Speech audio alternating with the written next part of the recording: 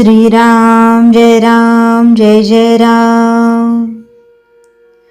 प्रपंच जरुरी पुरताच करावा। पुष्कळ लोक जोडधंदा करतात, म्हणजे त्यांचा एक मुख्य धंदा असतो आणि त्याला मदत म्हणून दुसरा धंदा करतात। त्यांचे सर्व लक्ष मुख्य धंद्याकडे केंद्रित झालेले असते। म्हणजे जोडधंद्यामुळे जर मुख्य धंद्यात व्यत्यय येऊ लागला तर तो जोडधंदा जरुरीप्रमाणे बंदही करतात, किंवा नफा नुकसानीचा प्रसंग आला तर जोडधंद्यातला नफा नुकसानीकडे विशेष आस्थेने पाहत नाहीत। प्रत्येक माणसाने परमार्थ हा मुख्य धंदा ठेवून प्रपंच हा जोडधंदा म्हणून करावा। म्हणजेच प्रपंचात होणाऱ्या लाभहानीचा परिणाम भगवंताच्या अनुसंधानावर होऊ देऊ नये।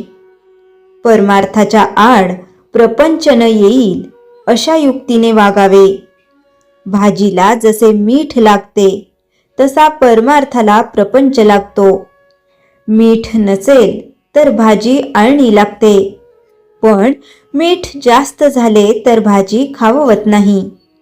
त्याचप्रमाणे प्रपंच आणि परमार्थ यांचा संबंध आहे। काही लोकांना सवयीने मीठ जास्त लागते, तसे ज्यांना प्रपंचाची सवय झाली आहे त्यांना तो जास्त लागतो।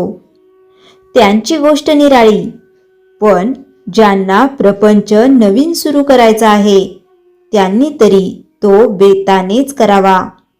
भगवंत डोळ्यांपुढे ठेवून वागावे। प्रपंचात व्यवहार जतन करावा खरा, पण प्रपंच हाच काही सर्वस्व नव्हे। भगवंताचा विसर हा कोणत्याही कारणाने झाला तरी तो बरा नाही।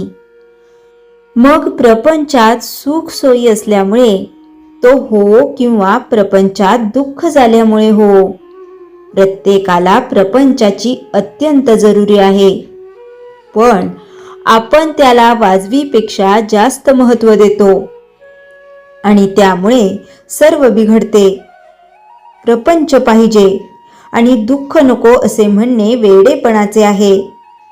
मूल असेल तर ते कधीतरी आजारी पडायचेच। प्रपंच हा कुणाला सुटला आहे? हा प्रपंच हा संसार भगवंतानेच उत्पन्न केला आहे, तर तो कुणाला तरी सुटेल का? तसा नुसता प्रपंच तापदायक नाही, तर आकुंचित प्रपंच हा तापदायक आहे। ज्याप्रमाणे आपण आपल्या या खिशातले पैसे त्या खिशामध्ये ठेवतो, त्याचप्रमाणे प्रपंचातले आपले मन काढून भगवंताकडे लावावे। तसे करण्यात समाधान आहे।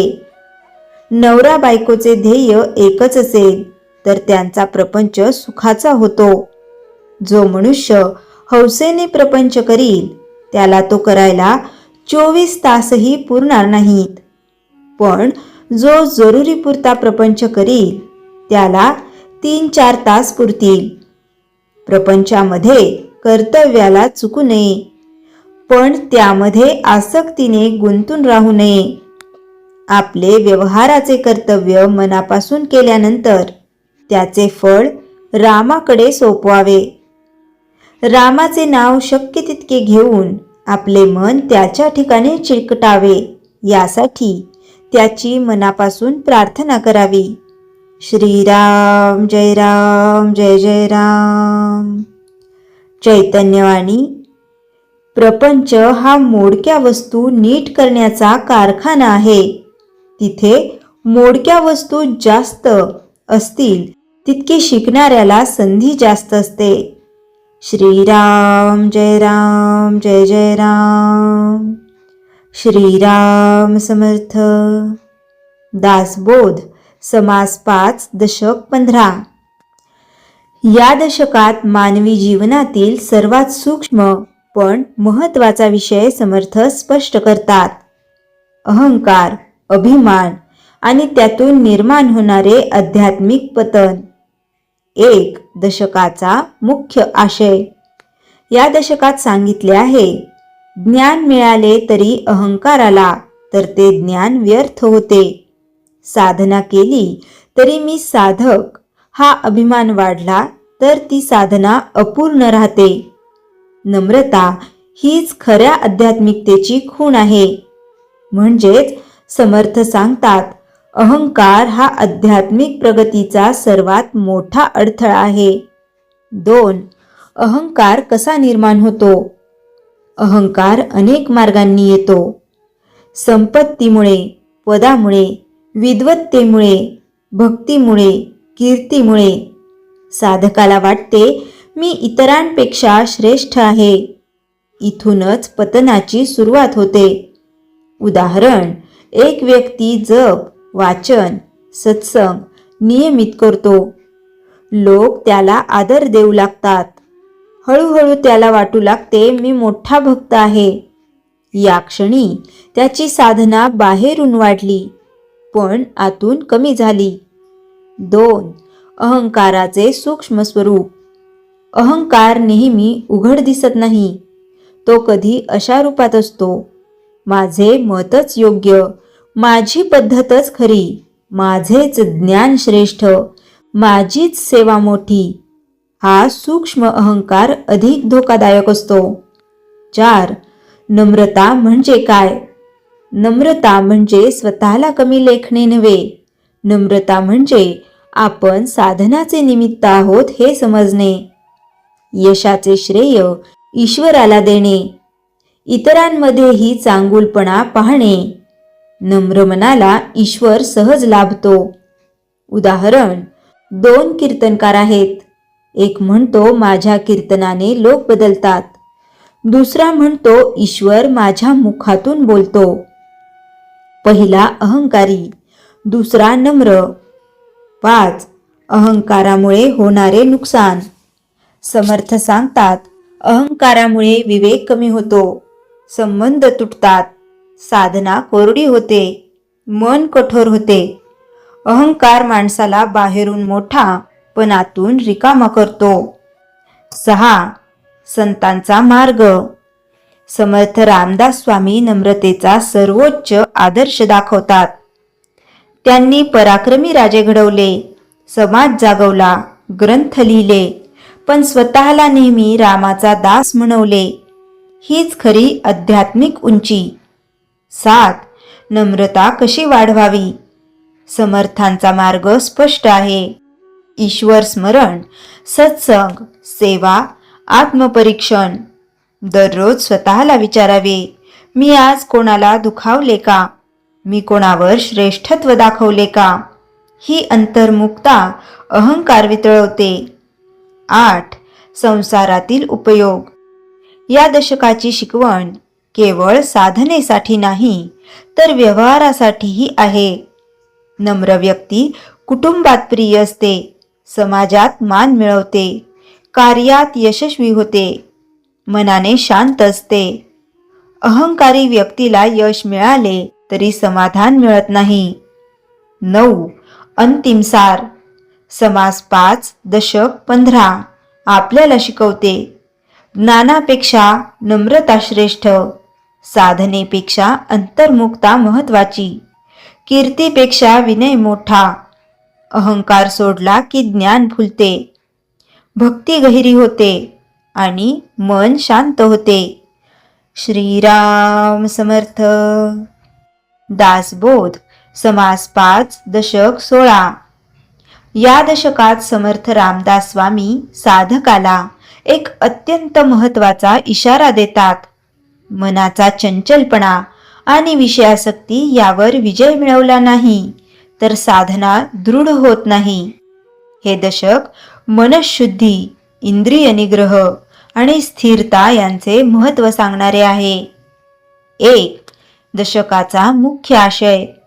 या दशकात 3 गोष्टी स्पष्ट सांगितल्या आहेत. मनावर नियंत्रण नसताना साधना अपुरी राहते. विषयांची आसक्ती मनाला अस्थिर ठेवते. अंतर्मुखता आली की विवेक जागतो.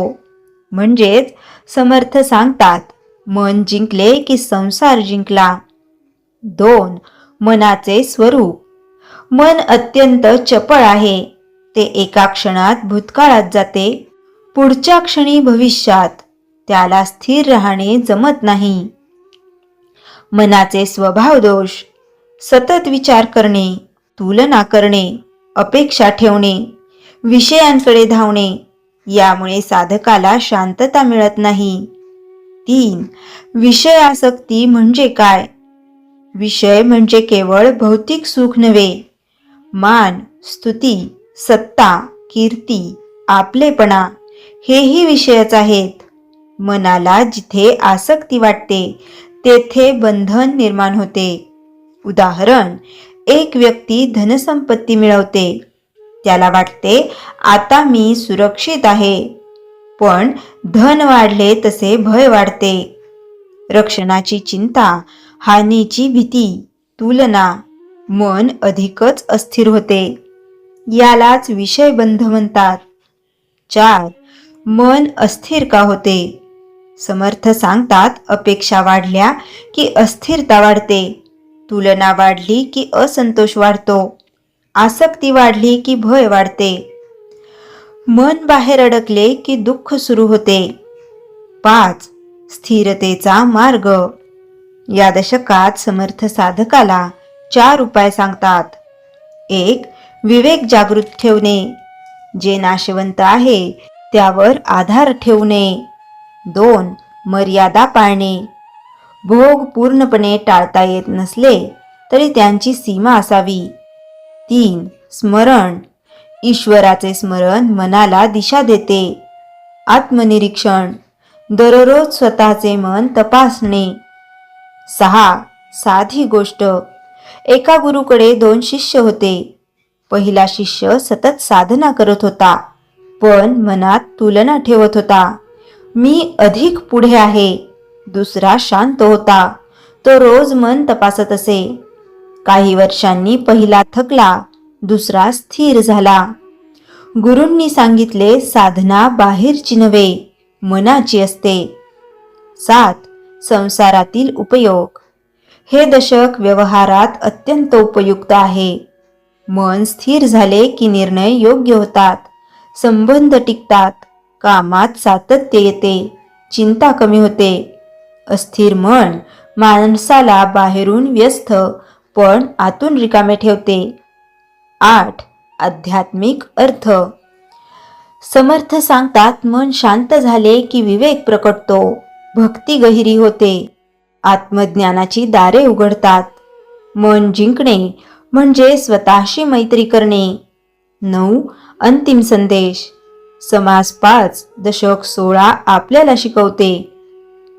मनावर राज्य करा, मनाचे गुलाम होऊ नका. विषयांचा वापर करा, त्यांचे दास बनू नका.